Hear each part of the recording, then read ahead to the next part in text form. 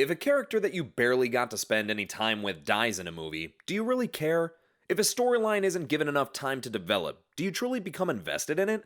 What about those standout wow moments? Can you honestly appreciate them if there's no progression that builds up to them in the first place? These are all examples as to why the recent Mortal Kombat film was enjoyable but lacked true substance. And please understand that this video is just for fun and to theorize, but here's my concept of what could have led to this movie, which in turn would have made it better. Okay, so I know it's not necessarily everyone's favorite thing in the world right now to imagine another interconnected cinematic universe, but bear with me as we look into why this could legitimately work.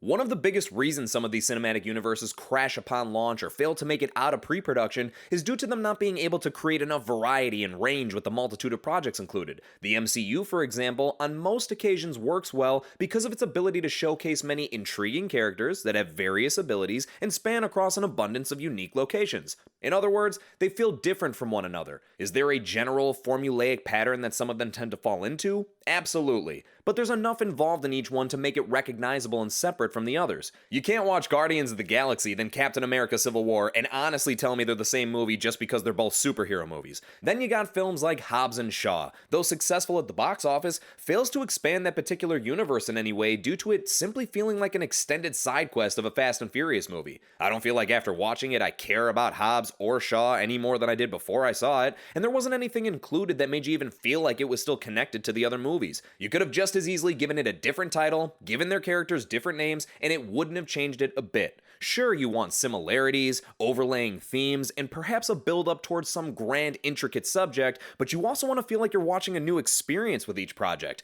And though this may sound like a long shot, if it were to be treated properly, Mortal Kombat has the capability to do just that. A quick overview of my concept here would be 3 movies, or even potentially like series on HBO Max or something, leading up to the Mortal Kombat film that was just released. Now I am going to be changing some major details for what I believe to be in favor of the story, and there will be references to characters from the franchise that weren't introduced in the movie, so with that being said, go ahead, strap yourselves in, and come take an imaginary journey with me. The first film would provide a central focus on the long-standing history and rivalry between the ninja clans of the Lin Kuei from China and the Shirai Ryu from Japan. Though let's imagine this taking place in present day as opposed to 1619. No change in the setting, just the year. The story would focus on the life of the legendary warrior Hanzo Hasashi and how he is now reaching an age where battle has worn him down enough over the years and he sees more fulfillment out of raising a family. He's still a deadly combatant and remains loyal to the Shirai Ryu, but the thought of putting the days of fighting behind him and being with loved ones leaves him with feeling the first bit of peace he ever has. Meanwhile, the antagonist Bihan, who would already be known as Sub-Zero due to his powers, desperately seeks approval from the Grandmaster of the Lin Kuei. He is undoubtedly their most formidable warrior, but his extreme and self-centered tendencies bring doubt as to whether he himself could be the next Grandmaster. Here we would meet other members of the Lin Kuei such as Smoke, Cyrax, Sector, and Kuai Liang, Bihan's younger brother, who is more than aware of his sibling's temper, but is one of the few to try and reason with him. More and more we would see the strong yet questionable bond between the brothers and how they seem to be some of the only Cryomancer members of the Lin Kuei that possess the ability to manifest and control ice. After years and multiple battles of feuds of generations past, we would eventually get to the invasion that is actually the opening 10 minutes or so that we saw in the Mortal Kombat movie. Bihan sets out on a mission to fully eradicate the Shirai Ryu, knowing this would put him in the Grandmaster's good graces, and takes a small group to his safe haven compound in Japan. There, he murders Hanzo's family before clashing with and killing Hanzo himself. Upon his death, we see Hanzo get transported away in a fiery blaze and follow him in his long, harsh, and excruciating journey through the Netherrealm, where he eventually stumbles upon Quan Chi, a powerful sorcerer and necromancer. Obvious traits would show that Quan Chi cannot fully be trusted, but his sorcery is able to give Hanzo the one thing he desires more than anything at this point: revenge. Quan Chi's powers bring Hanzo back to the land of the living, but with enhanced abilities to help aid him in his quest to take down his nemesis, and he officially claims his new self to be Scorpion, which I imagine there would be a scene similar to the beginning of the animated film Mortal Kombat Legend Scorpion's Revenge, showing Hanzo explaining to his son that the Scorpion is strong, relentless, and has immense willpower, which explains his choice in the new title. In an epic fashion, of course, Scorpion would infiltrate the Lin Kuei's base of operations and succeed in his retaliation against Bihan, killing the the Icy Ninja for his evil doings. There to witness this would be Kuai Liang, who would go on to take up his brother's mantle of Sub-Zero, and we'd see the evident foreshadow of him looking to seek vengeance against Scorpion, the demon that slayed his older brother. After his victory is claimed, Scorpion is dragged back down to the Netherrealm by Quan Chi, only to be burdened with another task of fighting on behalf of Netherrealm in the upcoming Mortal Kombat tournament in order to free his master, the Elder God Shinnok. In return, Quan Chi promises to not only resurrect and release Hanzo, but do the same for his wife and children. Not being sure if he's making the right choice, but desperate to bring his family back, Scorpion agrees. And that would do it for the first movie. Maybe have an after-credits stinger of Bihan in the Netherrealm as well, taking on the appearance of Noob Saibot. It would give us an opportunity to shine the light on these characters that they deserve and fully flesh out the reasoning as to why they have so much bad blood between them, and it would make for a compelling and interesting introduction to the universe that would be about to unfold following it. The last bit of Quan Chi mentioning the tournament would be enough to establish an overlapping element for the other could-have-been films or series that I'm about to get into. Next up, a film or series exploring the strength of the formidable bond between Jax and Sonya Blade. Now, right away, before I even explain my could-be plot of this one, I want to point out that no matter what storyline that could be gone with here, it is vastly different from anything relating to the Sub-Zero Scorpion film. A completely separate feel and tone, characters and scenery, and story components within it. A great way to truly expand the universe and show another facet of it, as opposed to copy and pasting comparable features into another movie and calling it something else. Anyway, I imagine the story for this one would kick off with the two heroes on an ambitious mission of sorts where things get turned sideways by an unwanted guest with supernatural abilities. Essentially, the mission Sonya was referring to in her first talk with Cole in the Mortal Kombat movie. And in case you're wondering, no, I am not including Cole Young in my concept here. Now honestly, I could imagine a couple of different characters in this particular role that Sonya's referring to, so imagine whoever you'd like, but I'm gonna go with Baraka. And to provide further context, let's say Jax and Sonya currently work for a special forces operation that works with enhanced cybernetics and weaponry for only the top-of-the-line soldiers. So, due to Baraka's interruption, Jax and Sonya's mission results in a failure, leaving them stranded in unfamiliar territory, and the two go on the hunt for this horrifying and fearsome foe to find out exactly who and what he is. Amidst their research, they end up coming across numerous ancient references to a tournament of some kind that seem to involve the strongest champions of different realms going head-to-head.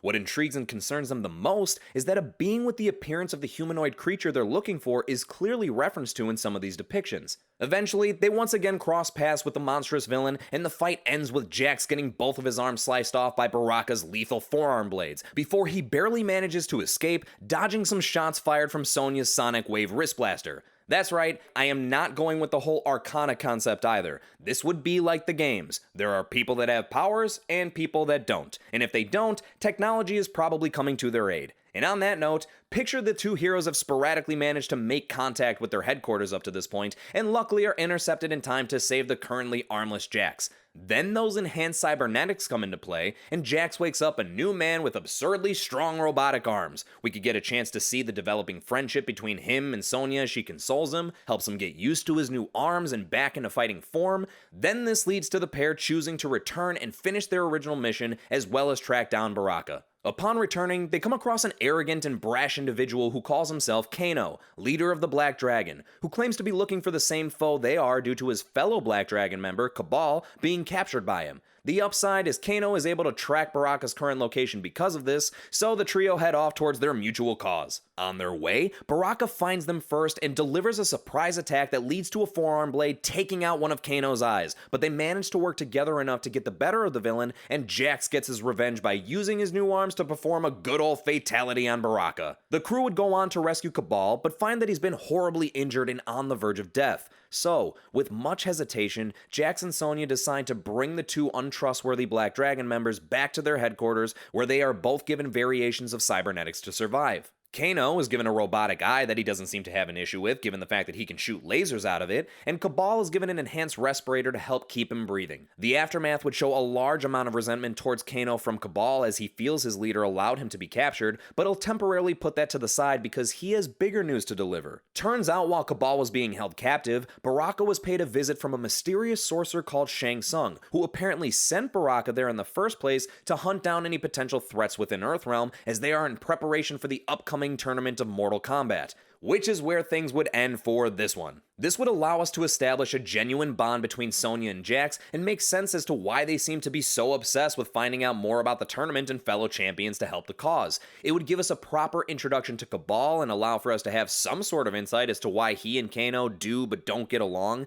and it'd be a more logical explanation as to how Kano gets a laser eye, why Sonya can fire sonic beams, and I know the way Jax lost his arms in the recent film was really badass, but I feel like this route seems to fit here, and this way by the time we reach the Mortal Kombat movie, he's already experienced with these new arms. Plus, he didn't magically upgrade them himself. There would be a sufficient reason as to how he got the finished product once he has. This would shift the dynamic a bit in the sense of Kano not necessarily being a prisoner of Sonya's, but more or less playing both sides of the fence and acting nice, but out of his own self-interest. However, I think overall this would make it that much more interesting when he does turn on the heroes later on, regardless of how obvious it may seem. Finally, my third film of this lead-up trilogy or series, again, I don't know which one would work better, would include a plot mostly centered around Liu Kang and Kung Lao diving into their meeting of Raiden and establishing the largest foundation of the universe out of the 3 movies so far. Both main heroes of this story are warriors of the Order of Light, which has been around for many generations, explaining their awareness of the Mortal Kombat tournament and the extreme significance of the upcoming one as it will decide the fate of Outworld's control over Earthrealm. Raiden, who has a long-standing trustworthy relationship with the Order of Light, explains the history of the event, which would give us a great opportunity to get a few flashbacks of sorts to past tournaments and see some other characters from the franchise highlighted for a moment. Afterwards, he would task the 2 heroes with searching the furthest depths of Earthrealm for worthy champions to fight alongside them in the competition of all competitions. Meanwhile, we would get our first introduction to Outworld and finally put a face to the name of the mysterious sorcerer Shang Tsung. There we would find the menacing villain holding a miniature tournament of his own to decide who his champions will be. Again, another great chance to logically bring in a few more recognizable faces from the games, mixed with another legit reason to squeeze in some gruesome combat. As his tournament proceeds, the leader of Outworld knows how important this next win is for him and his realm, and wants to secure his victory at all costs, so he decides to send his top assassin that he stole from the Netherrealm, Noob Saibot, out to finish what the warrior Baraka could not. Kill as many champions of Earthrealm as he can before the tournament commences.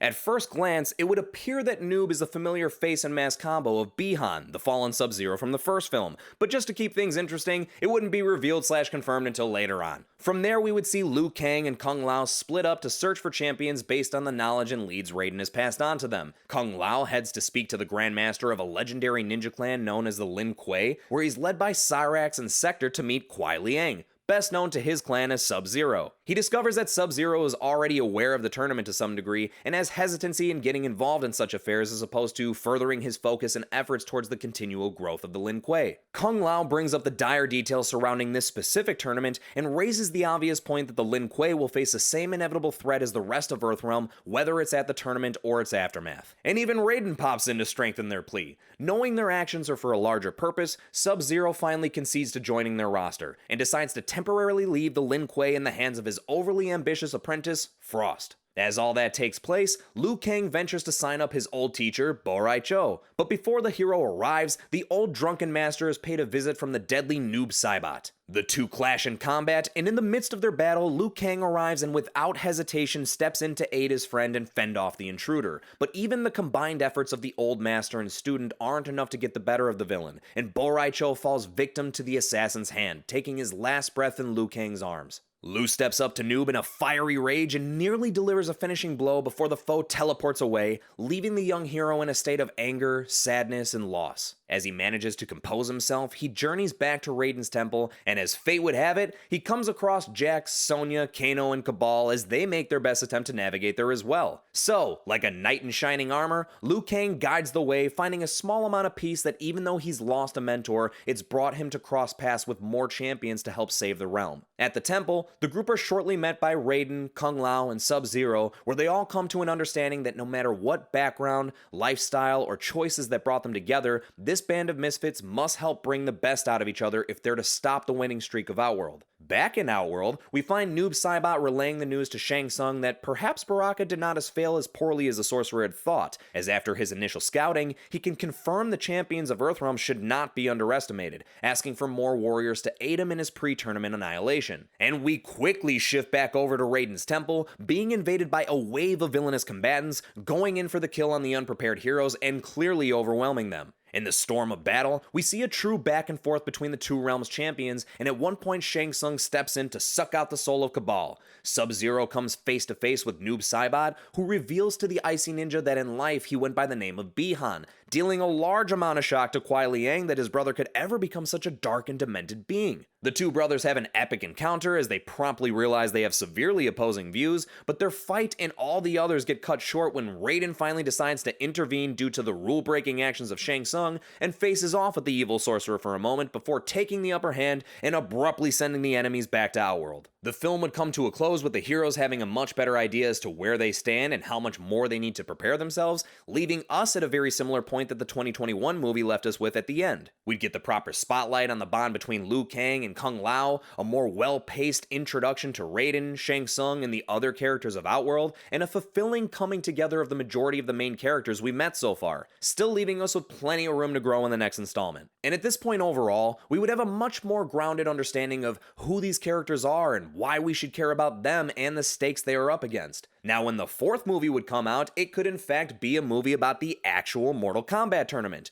And then when people start getting murked everywhere, it would actually feel impactful. I'm obviously not saying all of these choices would be the best ones, but I do feel like this would be a fun direction to take it, and more important than anything, I hope you had a fun time hearing this whole thing out. Let me know in the comments if you think this would have been a good idea for them to do, or how you would have chosen to do it differently. And as always, like the video if you enjoyed the content, subscribe to the channel if you haven't already, and I'll catch you at the next video.